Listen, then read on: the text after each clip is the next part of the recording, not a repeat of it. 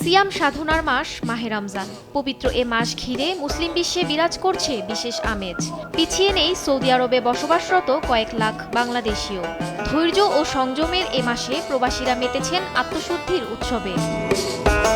ইফতারকে কেন্দ্র করে রাজধানী রিয়াদের দৃশ্য এখন অনেকটা ঢাকার চকবাজারের মতো। এখানকার বাংলাদেশি হোটেলগুলোতে জমে উঠেছে ইফতার কেনাবেচা, সাজানো হয়েছে দেশীয় সব বাহারি পদের সমাহার।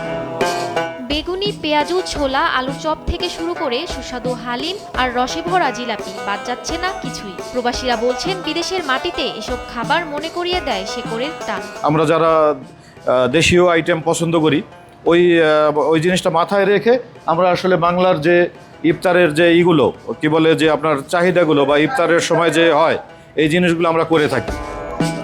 কর্মব্যস্ততা শেষে প্রবাসীরা ভিড় করেন হোটেলগুলোতে।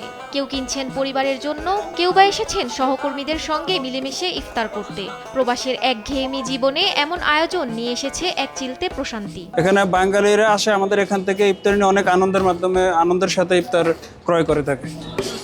হাজার মাইল দূরে থাকলেও ইফতারের টেবিল যেন বাংলাদেশিদের এক সুতোয় গেঁথেছে। পরিবার থেকে দূরে এসে একে অপরের সাথে ইফতারি ভাগ করে নেয়ার মাধ্যমে গড়ে উঠেছে ভ্রাতৃত্বের এক অনন্য বন্ধন। ইফতারের তো আইটেমের কোনো শেষ নাই, এত আইটেম করা হয়েছে, খুবই ভালো। প্রতিদিনই আমরা কেনাকাটা করি। ইফতারের এই আনন্দ কেবল ভোজের মধ্যেই সীমাবদ্ধ নয়, বরং এটি হয়ে উঠেছে প্রবাসীদের একাত্মতার বড় এক মঞ্চ। নিউজ ডেস্ক, দেশ টিভি।